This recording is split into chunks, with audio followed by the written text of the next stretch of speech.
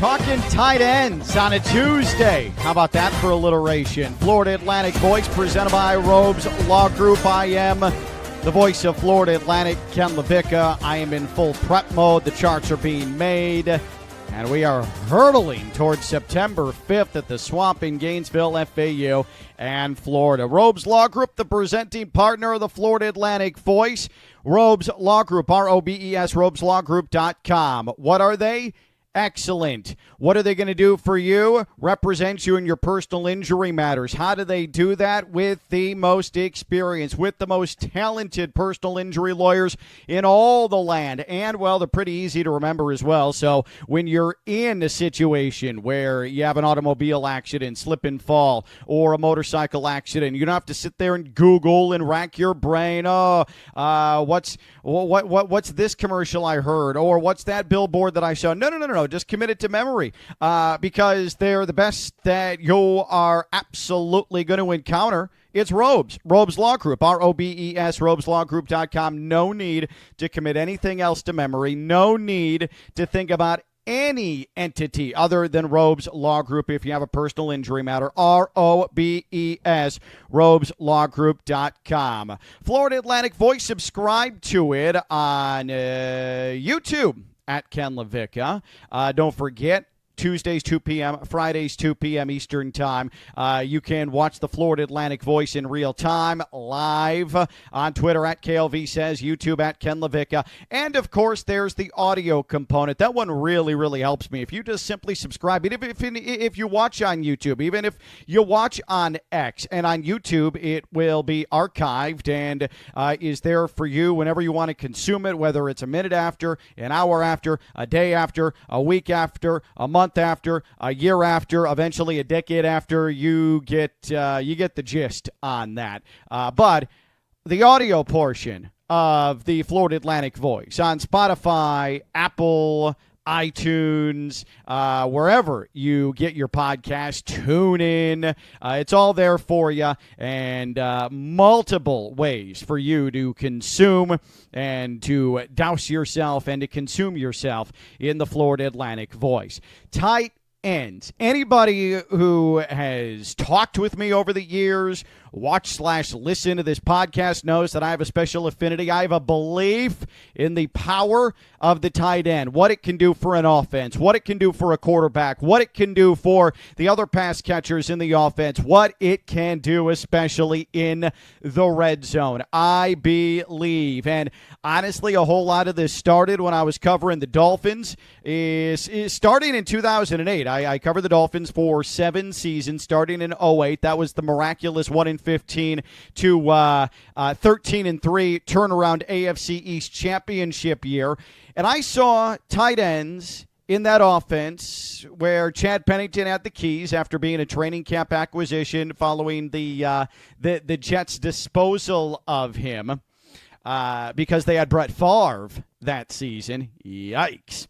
But seldom used tight ends, unheralded tight ends, especially an Anthony Fasano, who made that offense multi-dimensional, probably more appropriate way to put it, but made defenses think about him.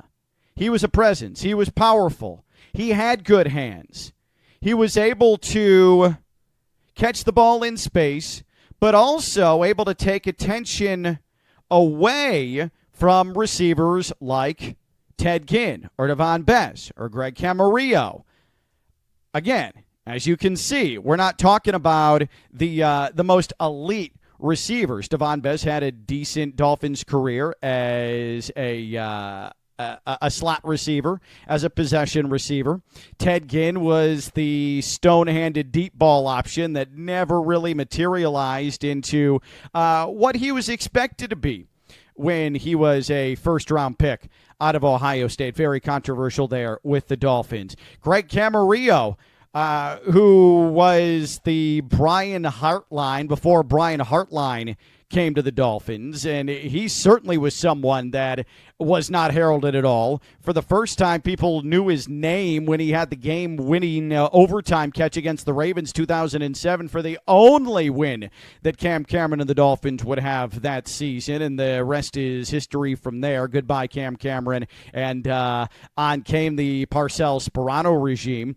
But it was Anthony Fasano, and I don't want to count short David Martin, who had a really strong year at tight end. Those two were such pertinent, important pieces of the offense, and they got it done in the red zone. And that, too, helped, especially in the Wildcat, Ricky Williams and Ronnie Brown. So how does this relate to FAU? Well, Florida Atlantic, this is going to be a big year for the tight end. At least that's what Zach Kittley hopes, because last year, though it started strong at the tight end position, things dropped off in an exponential way. A mix of that was inconsistency and injury. Both of those intersected, and it made FAU's offense less potent. And we've gone through this on previous editions of the podcast. Michael Kirch was really prominent, a big weapon up until about week 7, week 8, and then nothing after that. Florida Atlantic last year for tight ends, 19 catches, 182 yards, 3 touchdowns. That's for the season. And the vast majority of that was Michael Kirch. 19 catches, 182 yards, and 3 touchdowns. And a couple of weeks ago, when we covered it here on the Florida Atlantic Voice, Zach Kittley outright specifically talked about the tight ends in the offense and said, yeah, last year we were better off going 10 personnel than 11 personnel, 12 personnel, using one tight end or 2 tight ends, because when we tried to force it with the tight ends, especially in the last half of the year, it just wasn't working. It slowed down the offense. It mucked up the offense, and that's why we went with a lot of 10 personnel, which is going to make life easier for opposing defenses, inherently.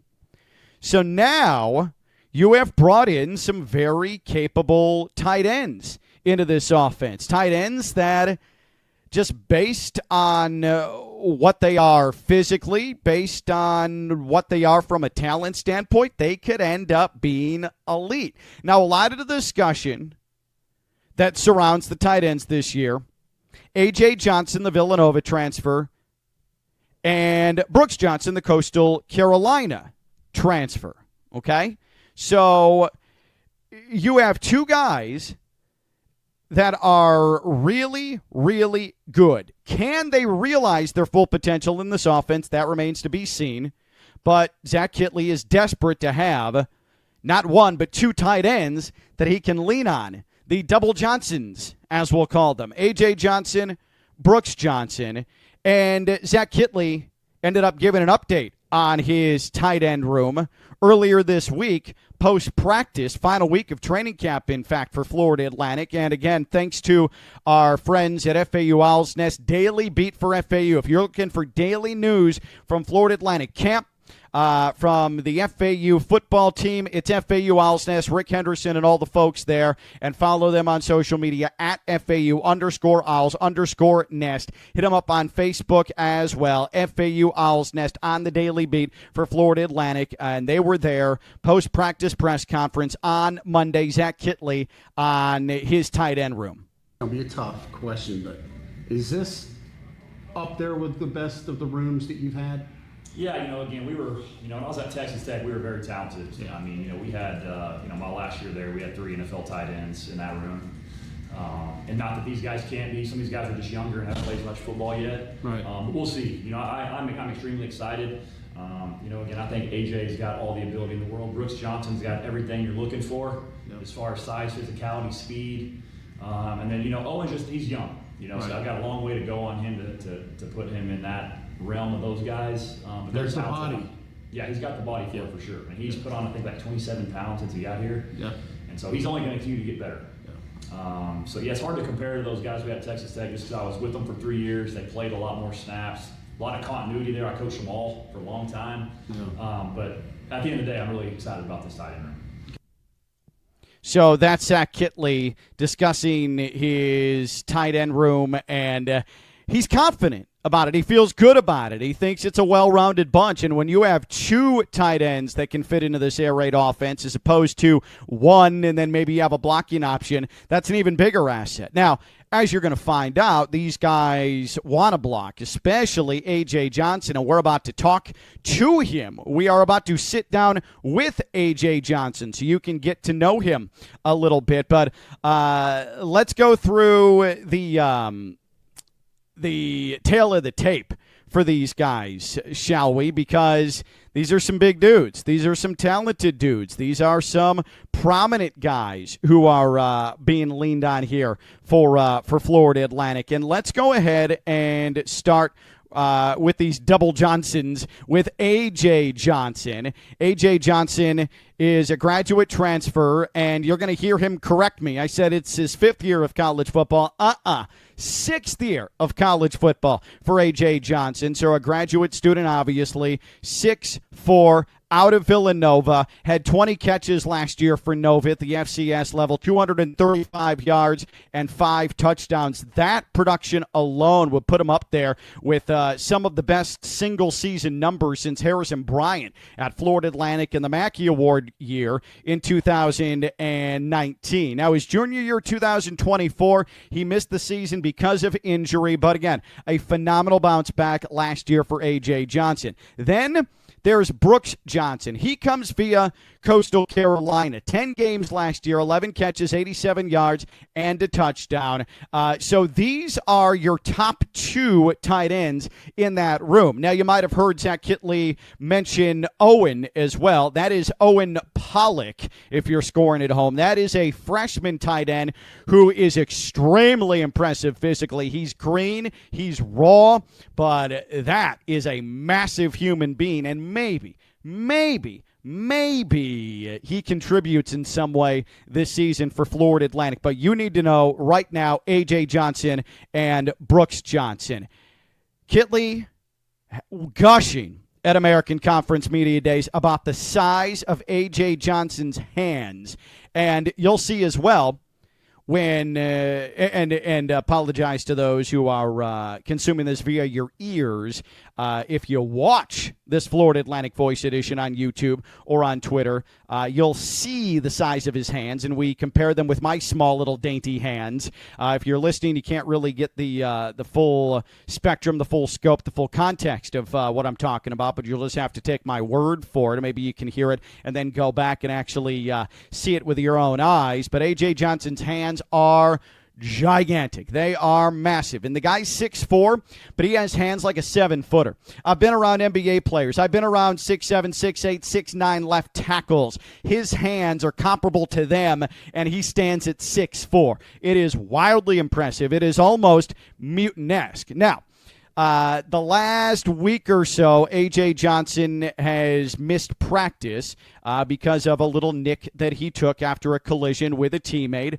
And thanks to FAU Owls Nest, again, Rick Henderson at FAU_Owls_Nest, an update on A.J. Johnson's health as we are about to exit training camp and the possibility that we see him back at practice this week. Here is Zach Kittley. Ask you about AJ. Yep. How's he doing? Yeah, he's good. He just kind of had he kind of knocked knees of somebody. Nothing serious. X-rays are great. All that's good. We're just being very smart with him right now.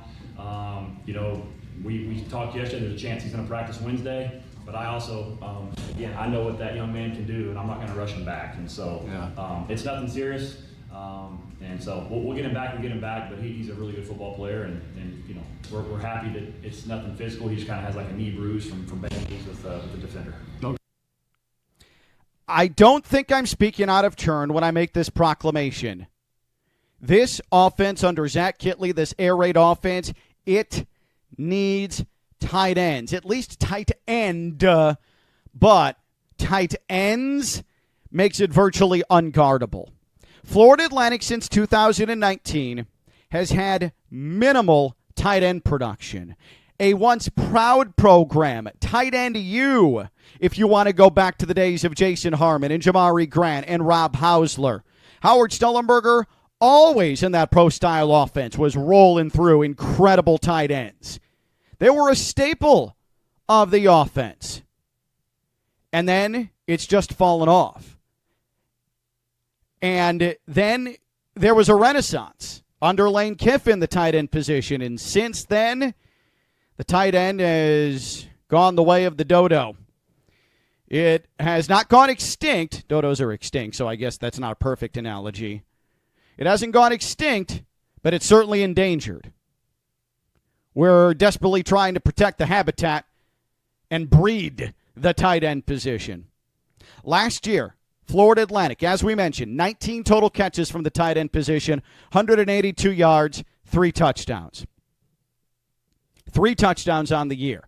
And I'm going to give you all these numbers going back to 2019, but I want you to focus on the touchdowns, okay? Because tight ends, yeah, would you love them to spread the field and have all-world 4-digit season-ending yardage totals like Harrison Bryant did in 2019? Sure. But the tight end position, it has to get the job done in the red zone. It has to get into the end zone, has to get you 6. Okay? So Florida Atlantic 2025, 3 touchdowns from that position, 19 catches, 182. The year before that, final year of Tom Herman, and their final 3/4 of a year for Tom Herman. 26 total catches, 266 yards, 4 touchdowns. 2023, first year of Tom Herman, only full season. 23 receptions, 130 yards, 3 touchdowns. Virtually nothing from the tight end position, production-wise. The 3 touchdowns, that ends up being one saving grace from what was 23 catches, 130 yards. So as you can see, yards per catch, nothing. 2022, even worse. In Willie Taggart's final year, 13 catches, 158 yards, and 1 touchdown. I mean, that's putrid. That's putrid. 2021, this the best year since the Lane Kiffin era for tight ends. 28 catches, 355 yards, 5 touchdowns. The vast majority of that was converted wide receiver John Mitchell, who used his wide receiver instincts and at times would line up as a wide receiver, but with a tight end next to his name. But again, 28 catches, 355, 5 touchdowns. 2020, COVID year, take this with a grain of salt because it was only 9 games. Only 4 catches from the tight end, 61 yards, and 1 touchdown. That's the last time the Florida Atlantic finished above 500. Okay? So Florida Atlantic, since COVID, hasn't had a year with more than 5 touchdowns from a tight end group. Hasn't had a year of 30 catches from tight ends in a season. Hasn't put up more than 355 yards of receiving yards from the tight end position since the Lane Kiffin era. Because now, let's go through the 4 bowl teams that Florida Atlantic has had in its program history. Full season, 12 games, not the everybody makes a bowl game 2020. 2019, Florida Atlantic, Conference USA champions. Last year, Lane Kiffin, Boca Raton Bowl champs.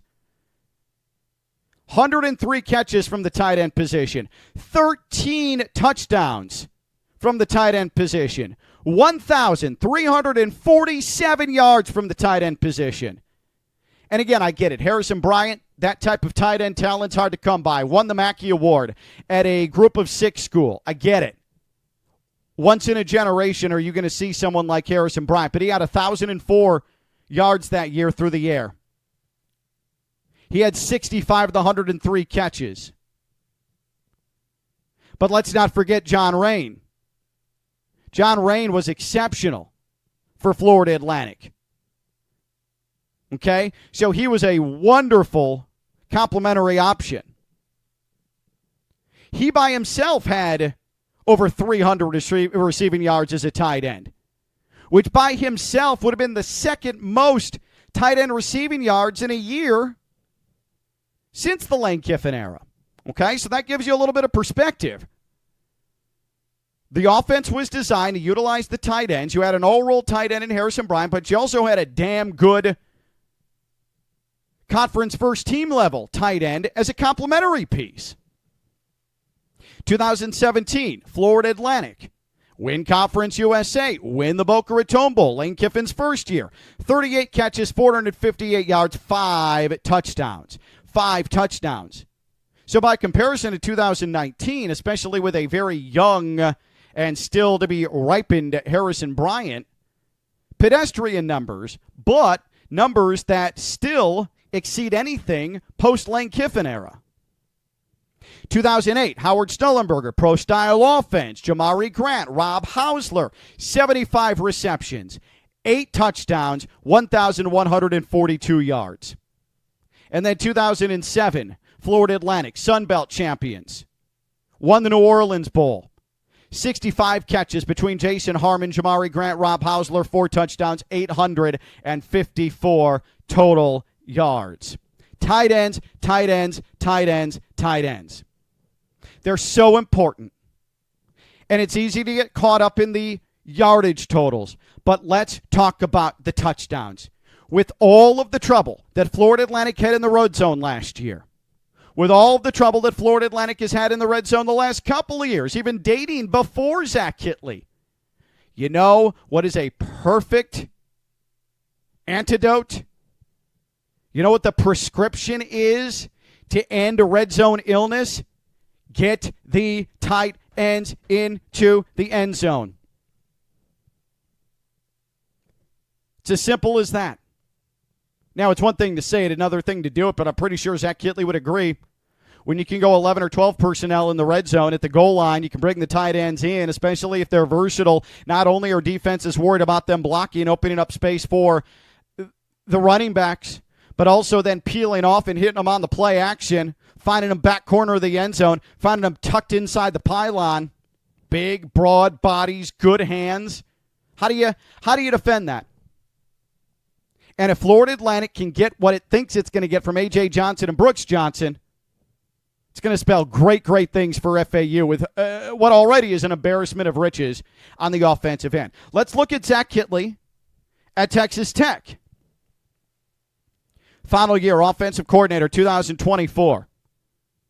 23 catches from the tight end position. 260 yards. 5 touchdowns. So, again, focus on the touchdowns. Oh, Ken, 23 catches. Oh, Ken, 260 yards. Well, the 260 yards from tight ends would be the third most since the Lane Kiffin era at FAU from that position. And the 5 touchdowns would be tied for the best 6-point production since Lane Kiffin. Okay? So, again, touchdowns. Focus on that. Touchdowns. 2023. 32 catches from the Texas Tech tight ends. 322 yards. 7 touchdowns, which would exceed by multiple scores the best mark since Lane Kiffin at Florida Atlantic.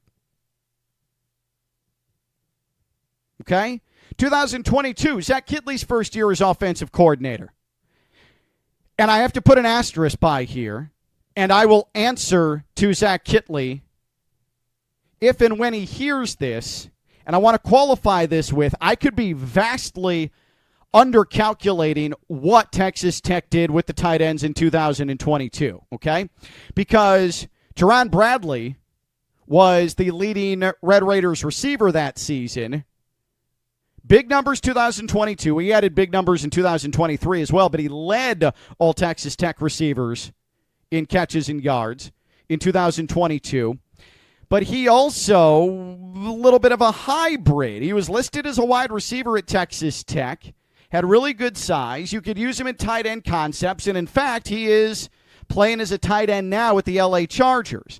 So maybe the way Zach Kittley organized his offense, you saw Teron Bradley in tight end situations, but for the sake of what the roster read, we're going to call him a wide receiver. But I want Zach Kittley to correct me and to guide me and to inform and educate me about Teron Bradley's role and whether or not there should be more tight end credit given, especially in 2022. So that's my mea culpa, okay? But from the tight end position, Texas Tech, I digress, 2022, 24 catches, 232 yards, 4 touchdowns, okay?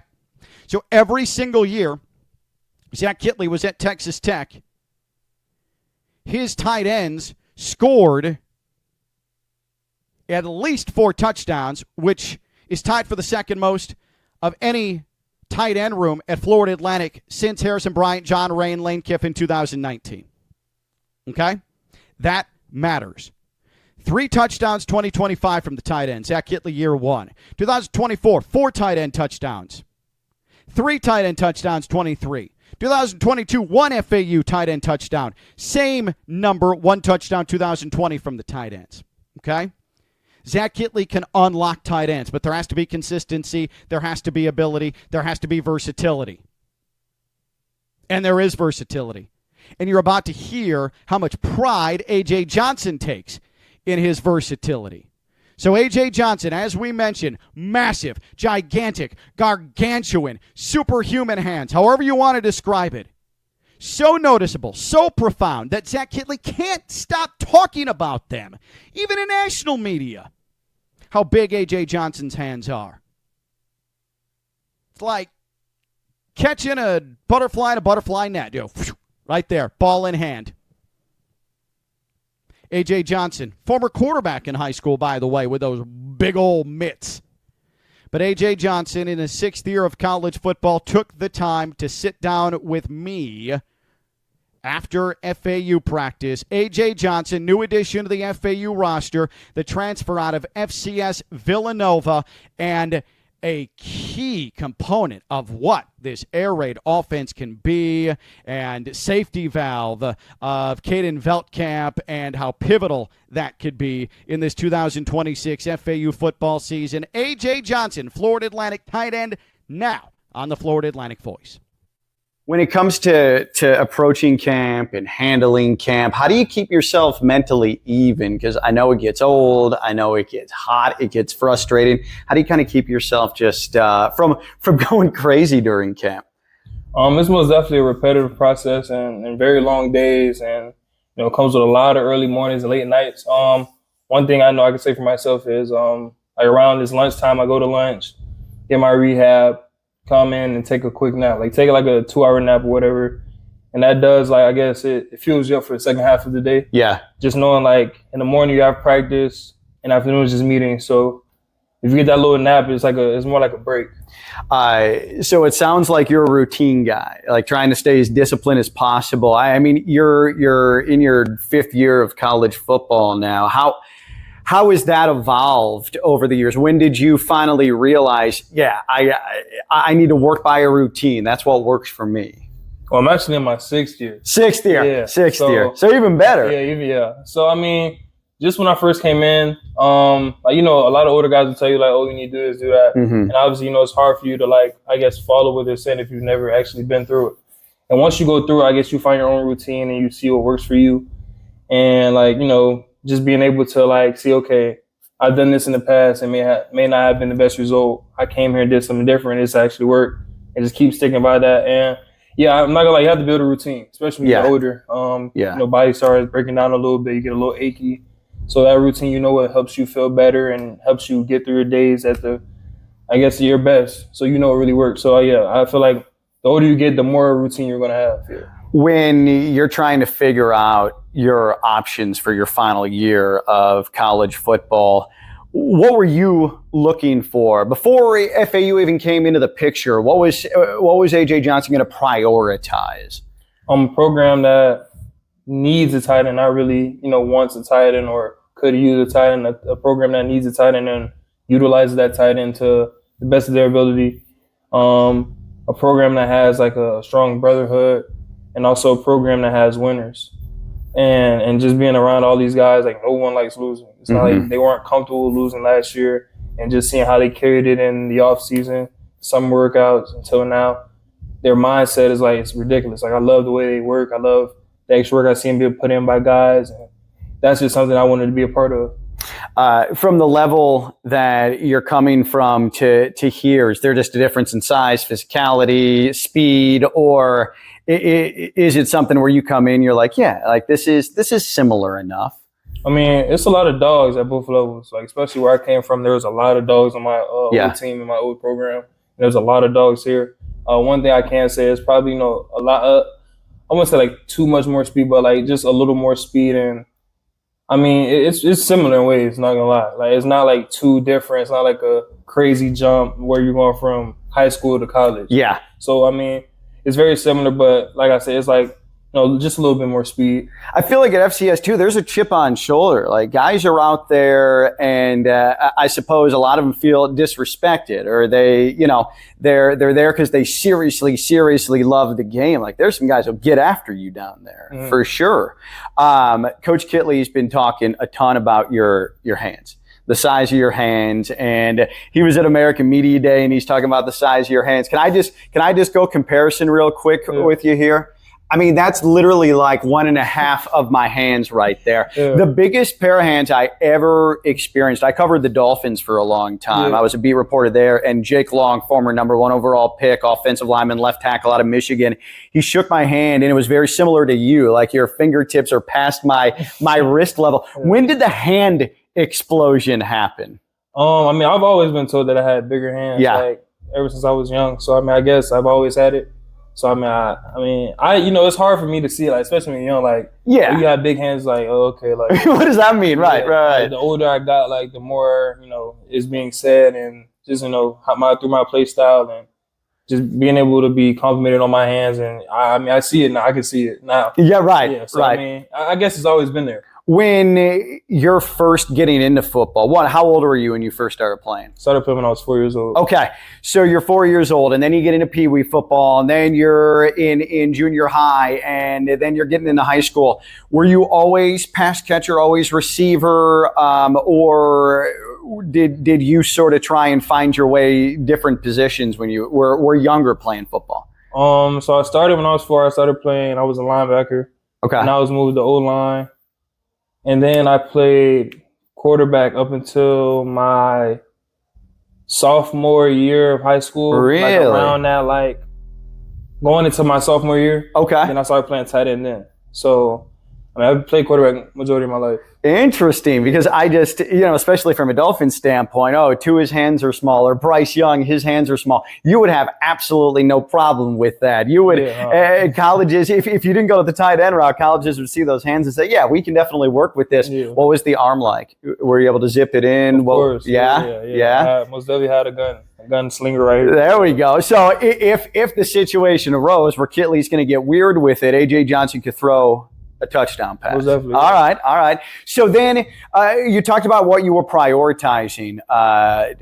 Why did Zach Kitley, this offense, and I know you talked about the mindset of the team, but just from a pure football standpoint, why was this a fit with you? He told me a lot of things that, you know, I wanted to hear and that I love to hear. And I mean, obviously, you know, that's that's the whole point of recruiting. Mm-hmm. And not only that, and he just showed me, like, you know, what he could do, and actually showed me the proof of what he wanted to do. Yeah. All the way back at Texas Tech, he was showing me plays of him running these different plays with tight ends, and that, like, really opened my eyes, and just showing me some of the things that he wanted to do a little more that he couldn't really do last year. And that like, you know, it meant something to me. Like, okay, it's not just someone just talking about, like, oh, I want you to do this, but like actually showing me how they did it and what they want me to do in this system. And then me coming in the spring and showing that what I could do, and just opening up more doors for him to actually want to do more than just whatever he was talking about. Yeah. So, make you versatile, switch you around a little bit. I mean, you can play receiver, right? If need be, you can go out wide. Yes, sir. I mean, that's something too that I feel like not all tight ends are overly willing to do. Maybe they don't have the speed, or they just don't understand route concepts. But you could spread you out wide and let you run free with that. Is that rare in your experience? And why are you someone that, even if it's not something you're working on every day, willing to kind of put your ego on the line and go play wide out? I wouldn't necessarily say it's rare, especially in this offense, just because we're a tempo offense. Mm-hmm. So, you know, it's really how we do things. The order operations is first come, first serve, basically. So when we're calling that tempo play, if you're the widest guy, you have to stay there. And you have to know every route on the route tree. You have to know everybody's route in the playbook. So, I mean, I wouldn't say it's rare at all. And, of course, I'm ready to put everything on the line to, help my team succeed, especially when I feel like it's a mismatch with me on the outside. It's been pretty clear. Coach Kitley's talked about it. And, I mean, if you watched last season, there was a lot of 10 personnel just because there was inconsistency in the tight end room and there were injuries that then beset the tight end room late in the year. How is the room overall, just that position group coming through the spring and here as you get closer to the season? I mean, I feel like we're a really well taught and hard fought position group. We strive to be the best position group. We're always the first ones in, last ones out. Even on camp days, we're doing a little bit of extra stuff just to make sure we're mentally sharp and sharpen everything we do. I feel like we're real tight too. So I really do love that about that position room. A lot of laughs, a lot of jokes, a lot of spending time together. So that's going to bring us a long way, a very long way. If you could, just a little insight, describe A.J. Johnson, the blocking tight end. Physical, real physical, and is going to do whatever he can to make sure whoever he's blocking for gets to where they need to go. And I know you weren't able, he didn't open it up a ton in the spring because he was still coming back from his shoulder injury, but Caden Veldkamp, what's it been like working with him at quarterback? It's been great. So, just being able to, get close with him in the off season. And, I said it in another interview, but we went to Dallas as a group and being able to just get that timing down and our connection down and talk about different things we can do on different combinations of routes and things like that. It's really helped. And just being able to come to him anytime I need to and not feel like it's super serious and laugh, joke, ha kiki. I feel like that helps too. What was that field trip like with receivers and Caden and everybody sort of coming together? How did that trip go? It went great. I mean, I felt like it was more it was a business trip, but obviously we still have our fun. Sure. So we were doing 2 a days, sometimes 3 a days. Then going out, just chilling, going out to restaurants, going out having fun. And our last night there, my last night there, we went out in downtown. Okay. And we just, have fun. Boys just chilling with each other and enjoying each other's presence. Also, enjoying the scenery out in the city. That's awesome. And, for me, it sounds like you go out, you have fun, but it's not anything absolutely insane. It's a little bit low key. A man that appreciates that would be a man who's in his sixth year of college football. I can relate. I'm 42 years old. Those days are behind me. Yeah. It's amazing how in a span of a year, 2 years in college, everything changes from what you're doing off the field. Can't wait to see you play. It's going to be super exciting going there to the swamp and playing the Gators. Thanks for hanging out. Appreciate you. Thank you for having me. Thank you. A.J. Johnson, there's the man. There's the insight. And hopefully you are hearing me call his name over and over and over and over again in 2026. Part of the double Johnsons, A.J. Johnson, Brooks Johnson at tight end in Boca Raton. That'll do it for this edition of the Florida Atlantic Voice. Make sure to subscribe wherever you get your podcast. Spotify, Apple, iTunes, TuneIn, which is basically iTunes almost exactly in reverse. That just sort of struck me. Wherever you get your podcast, subscribe. Please rate 5 stars. Please, please, please, please, please. After you subscribe, rate it 5 stars. Then you can go in the replies, and I love reading the replies. I love reading your comments. I love to correspond. You can say, Ken sucks. This podcast is awful. The world would be better if it was completely disbanded and every edition of the Florida Atlantic Voice podcast was eliminated off the face of the earth. That's fine. Just please rate it 5 stars and subscribe to the podcast, and then we can bargain about what's going to happen, the ultimate demise of the Florida Atlantic Voice. Don't forget, every Tuesday, 2 p.m. Eastern Time, every Friday, 2 p.m. Eastern Time, watch live on Twitter at KLV Says, the Florida Atlantic Voice, or watch live on YouTube at Ken LaVicka.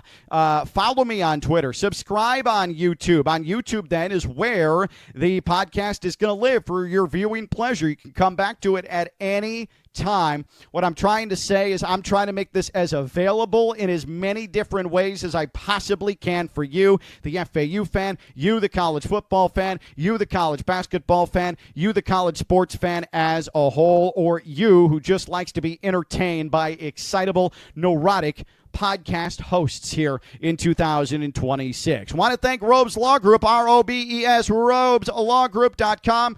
They are the title partner, the title sponsor, but they're really more of a partner of the Florida Atlantic Voice. RobesLawGroup.com. Download the app. Has the feature. If you get yourself in a personal injury matter, especially after a car accident, slip and fall, I should say, motorcycle accident, just jump on the app, document everything right there, everything you're seeing, everything you observe, take pictures, stored on the app, and it is there for you for posterity purposes so that you don't have to go back, rack your brain, and as other legal entities are apt to do, try to question if you actually saw what you saw or heard what you actually heard. No, you can say, yeah, I know what I heard, I know what I saw, I know what I'm talking about because I have the Robes Law Group app right there, and I documented everything. So eat that, opposing lawyers. I'm going with my people, Robes, and I'm going to get what I deserve. Robes Law Group, ROBES, RobesLawGroup.com.